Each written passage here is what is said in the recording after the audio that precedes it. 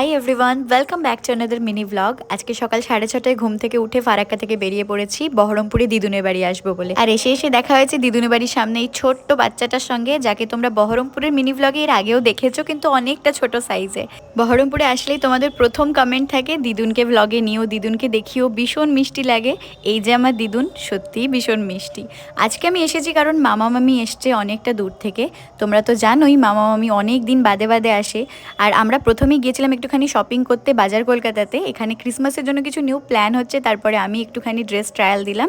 আর এই যে ড্রেসটা আমাকে মামা কিনে দিয়েছে, আর একটা টপও নিয়েছি যেটা আমি তোমাদের সঙ্গে পরে শেয়ার করে দেবো। এখান থেকে বেরিয়ে আমরা গিয়েছিলাম রিলায়েন্সের স্মার্ট মার্কেটে বাড়ির জন্য কিছু জিনিস নেওয়ার জন্য, মানে দিদুনের বাড়ির জন্য। এখানে এসেও দেখলাম ক্রিসমাসের ডেকোরেশন চলছে খুব সুন্দরভাবে। সব কিছু করে দুপুরবেলা বাড়ি চলে এসেছি, আর এই কটা জিনিস আজকে আমি কিনেছি। এরপরে মামি আর দিদুন মিলে বহু কিছু রান্না করে আমাকে খেতে দিয়েছে। আজকে তোমাদেরকে টাটা, টেক লাভ।